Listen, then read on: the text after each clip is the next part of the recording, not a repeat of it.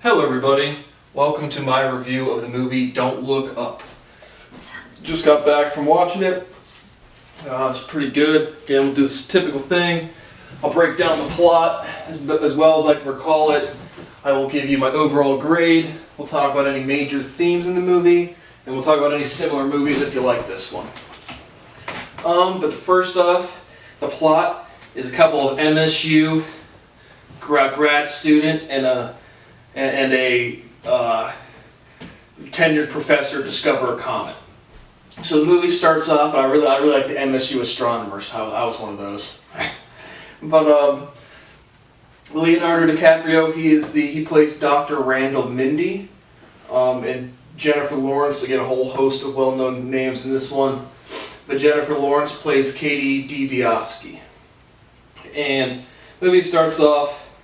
Jennifer Lawrence is just doing some work, doing some astronomy, calibrating some imagery from the telescopes, and sees a comet coming. They're all really excited, big discovery, and then she takes it to Leonardo DiCaprio, her thesis advisor, and within like the first 5 minutes they realize that the comet's coming straight for Earth, and so they're absolutely certain about their calculations, and they immediately take it to Dr. Teddy Ogley something. Again, Google, I'm looking at your cast list right here. When the names cut off of the characters and I click on the actor, I would like to see what role they played in the movie I'm looking at. So again, multi-billion, trillion-dollar company, and they can't even just have like an easy user interface to do something. So good job, Google, but I don't know what this guy's name was. Dr. Teddy Ogley something. We'll just call him Dr. Teddy because Google can't provide the right name. And just a random rant. Why the fuck can't a multi-billion-dollar company just do something correctly, just like any of them? Back to the movie review. Dr. Teddy, he's like there's like a planetary defense section of the U.S. government, and he runs that. So Leonardo and Jennifer send it over to Dr. Teddy, played by Rob Morgan, and he's also, it's definitely coming right to Earth. Let's take this to the White House. So they go to the White House. Meryl Streep is the president.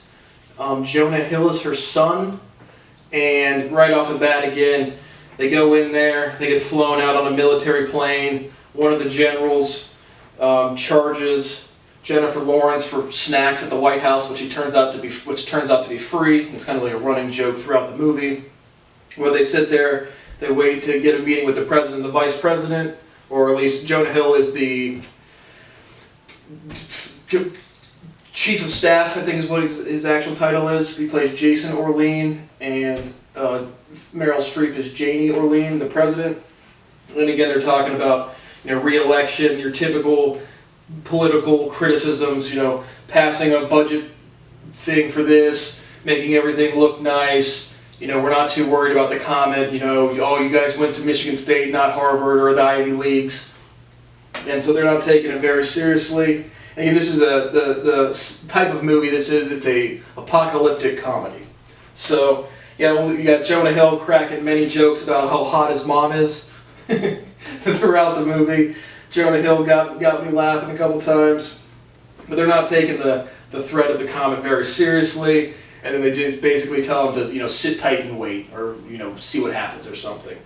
And so Jennifer Lawrence and Leo at this point are all freaking out. They're just Leonardo's playing the antsy or the uncomfortable, the socially uncomfortable MSU astronomer. I know plenty of those people in real life. Jennifer Lawrence is also like real sad or upset, but they're like, oh, we shall be frantic and terrified. I don't like insecurity in any context of any characterization. So the White House is not taking them seriously. So they get a couple reporters it's called the Daily Rip, and it's just like a TV talk show. One of the hosts is Tyler Perry. The other host, I'm thinking, is Kate Blanchet, probably, maybe. But there's just a female, I'm pretty sure it's her. But a pretty blonde lady plays the other co-host on there. They have them on there. They go on after Ariana Grande, she plays Riley Bing. When she goes on the Daily Rip, she's sad about her boyfriend breaking up with her, and they get back together, they get engaged on the show, and then Leo and Jennifer go up on the stage, and then they basically, talk shows. Again, I've been on talk shows on the Mike and Juliet one. I thought that was pretty accurate, again, just how they structure the time slots of TV shows. But they go through the whole thing. The host of the show is like, oh, so you discovered a comet, that's awesome and cool. And they're like, oh no, it's gonna kill everybody. Jennifer Lawrence ends up blowing up, like screaming on air, and they're making fun of her, she becomes a meme. And Leo's just, keeping it cool, trying to talk directly. They called him an AILF, A-I-L-F, astronomer I'd like to fuck. I don't think that plays out in real life too well.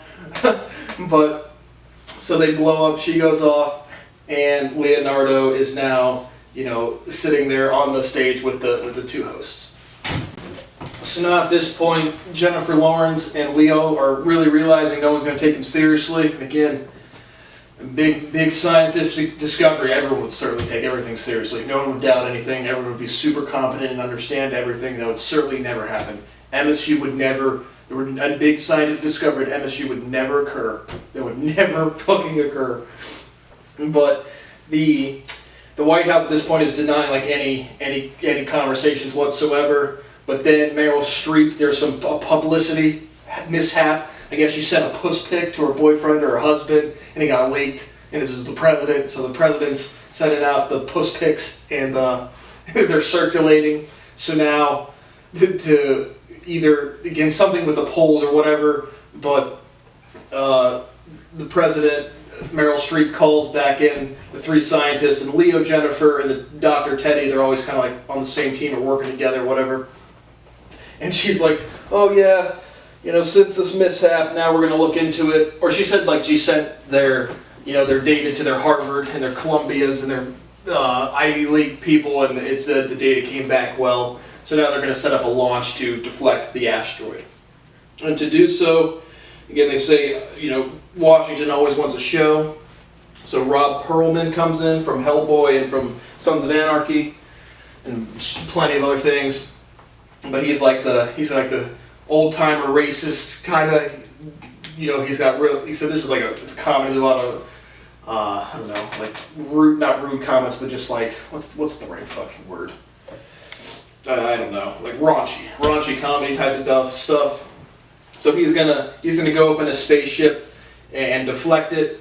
And also there's another guy, Peter Isherwell. He's the CEO of this company called Bash. He's the third richest person in the world. He's a real awkward tech dude, weird dude. And he's kind of like, at this point in the movie, he's just like, they have some cell phone called the Bash cell phone that they've introduced or whatnot, but he ends up being a high financier for the campaign, so he gets clearance and he's throughout the movie.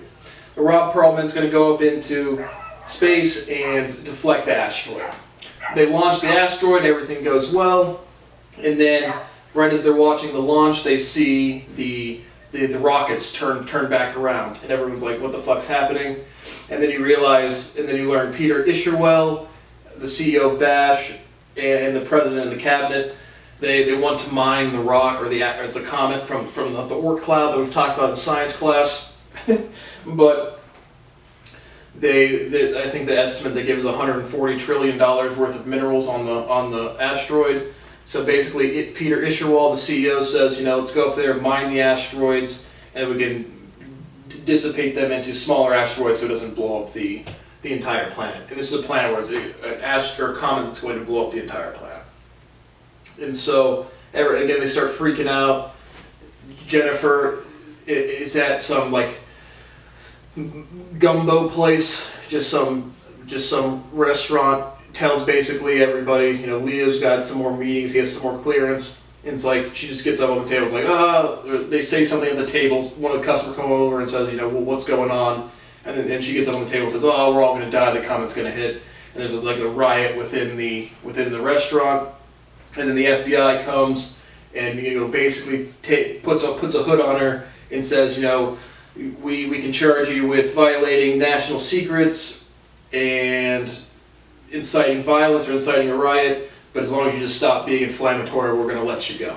and so she agrees to that. And at this point, she's getting to like, who gives a fuck? This isn't gonna work. Like no one's listening, type of deal. Leo goes on and off the Daily Rip a couple times. He cheats on his wife, who is June, who is the Rose chick from 2.5 Men, if you've ever watched that show. And so Leo's cheating on June with, again, whoever the blonde hostess was of the show. And there's a scene where, Leo and the talk show host are coming back for some fun time, and June's just sitting there and starts throwing a bunch of his boner pills and his blood pressure and all of his, goofy medicines for a weird astronomer.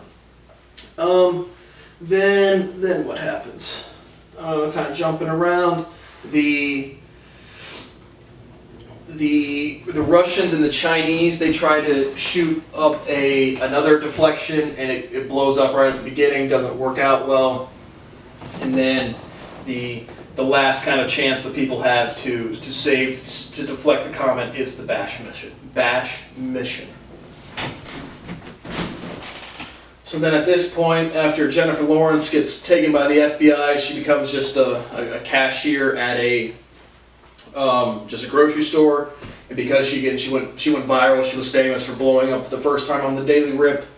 That's when Timothy Chalamet, Quentin, comes into the scene. Basically just recognized her and it's like, hey, we're drinking some beers out behind this alley. Come by if you want. And Jennifer Lawrence at this point is like completely fuck it, who cares? Let's do that. And it's kind of the same, like there's a bunch of scenes jumping around. This is not scene by scene.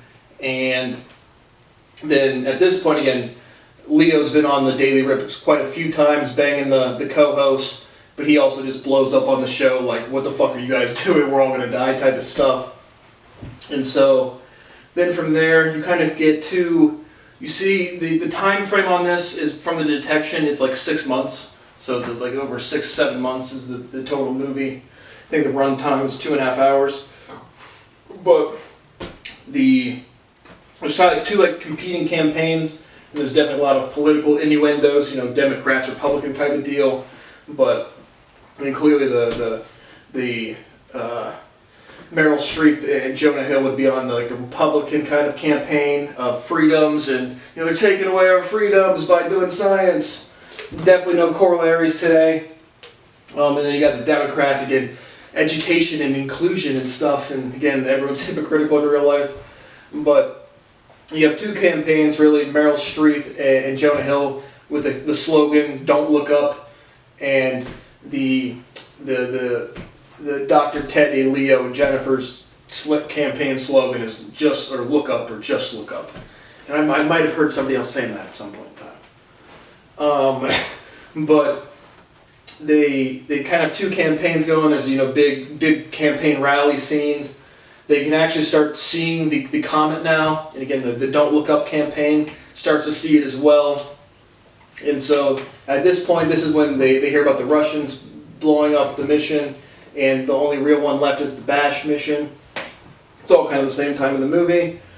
And then they go to launch the Bash mission. It's like 24 or 26 drones. They go up there, initially on launch, a couple of them blow up. They get up on the comet, and a couple of them malfunction. And then you kind of see, it all goes to shit, and then everyone in the control room is like, oh, fuck it, I'm going to go see my wife, see my daughter, see whatever. Meryl Streep goes to, they have an escape pod for Earth, put this amount of people on and go to the next habitable planet. She actually forgets Jonah Hill, her son, Jason, so that was pretty funny. So that everything's shit's hitting the fan. Lawrence and Timothy Chalamet are kind of dating now, just end of the world fucking type of deal. Leo goes back with Timothy and Jennifer, and he goes back to June, his wife, and is like, yeah, we fucked up, but with world's ending, want to have a dinner. She says yes, tells him that she fucked some dude in college while they were dating or something. So it's all good in the Mindy household. And they have a couple of like either grown kids, either adult children or late high school, early college children. But they have one more dinner. The Bash mission completely fails. The comets coming in, the escape pods leaving, and everyone dies. I always respect a movie where everyone dies at the end. And again, this is a comedy, so it wasn't supposed to be super serious. But then the credits start rolling away, and you get one more cutscene at the very end. The people that went into the life-saving pod, Meryl Streep and friends, they're all fucking naked, a bunch of old people. They land on a new fucking planet, and they're like, oh, we made it. It's like 22,000 years later. Oh, and then they just all get eaten by the native birds that live on the planet, and it's like a final cutscene. So everybody dies, and the comet hits and blows up the whole planet. So I'm going to give you my overall grade, major themes, and similar movies. So my overall grade, again, apocalyptic comedy. Did I laugh at some raunchy jokes? Yes, I did. So decently comedic, nothing super awesome. I really am a big fan of the apocalypse genre. Just to see, I like the writing. Again, whenever people actually have to make real decisions, and it's not just scoot through life. But with the comedy aspect, there wasn't too many super similar movies that I've watched. The one I could give you is This Is the End from 2013. But I'll give this one a B. And not B plus, not B minus. Entertaining. Certainly enjoyed it. Nothing over the top fantastic, nothing super novel, not drop dead funny. And again, I'm more into the apocalyptic genre than the comedy. Again, comedy's really hit or miss for me. I like adventure, I like drama, I like romance. Comedy's hit or miss, horror's hit or miss. That was a pretty good one. Major themes. Again, the first one, would it be hard to convince people of scientific discovery? Some person at MSU discovered something scientifically. Would it be hard to convince people? Politicians, other scientists, and the general public. I'll let you answer that yourselves. Could a comet or asteroid destroy all life? Maybe if it actually obliterated the whole planet, blow it up into pieces. But even a genuinely strong, profound impact, if we're absolutely certain that a comet destroyed or asteroid destroyed the dinosaurs. I just don't know. I didn't look into it at all. But I seriously doubt a comet or some impact from the interstellar object could really wipe out all life on Earth, unless it actually literally destroyed the entire planet. Like in the movie, it goes to literally pieces and not just, a big dent over here. How likely is comet deflection? I think pretty likely. I don't see why that couldn't work. How necessary is comet deflection? This depends where the comet's going, I'm guessing. I'm guessing if there's people that can fly around real fast, they're probably more on the comet deflection than anybody else. But certainly we could do that stuff. Anything else? Politicizing science, again, that's fucking everywhere. And typically, like it's in the movie, it's like the scientists are working against the politicians. And there's a scene with Jennifer Lawrence and Timothy Chalamet. She's like, they're making out behind the store, after they met up there. And she's like, you give politicians too much credit to think they're being malicious or they're doing this on purpose. That's very true in real life. And at this point, again, it's just everyone's in scientific denial. Scientific denial is so readily available, people don't understand it as scientific denial. And so that's both political parties. But in real life, typically it's like, the Democrats are more scientifically aware and understanding and Me Too and include everybody, and the Republicans are we need money and freedoms and stuff. In reality, everyone's just insecure. Learning is an individual process. And if you don't grow up yourself, it doesn't matter. You're just going to pump your insecurity into whatever group you think you're a part of. And so, those are really the major themes. Again, the similar movie, This Is the End. If you like apocalyptic movies that I like that are not comedies, I like I Am Legend, I like The Crazies, I like World War Z with Brad Pitt. I think that's a very good one. I like 2012, like the actual movie 2012, with another well-known actor. But in those ones, I just like the writing again and just seeing how other people think they would act if shit really, really hit the fan at a profound level. So I always thought the genre was pretty interesting, and this one got me to laugh a little bit. So I gave it a B, and I hope you go watch Don't Look Up. and enjoy. There's a fantastic cast. There's a bunch of well-known actors and actresses. So thanks for watching. Hope to see you next time.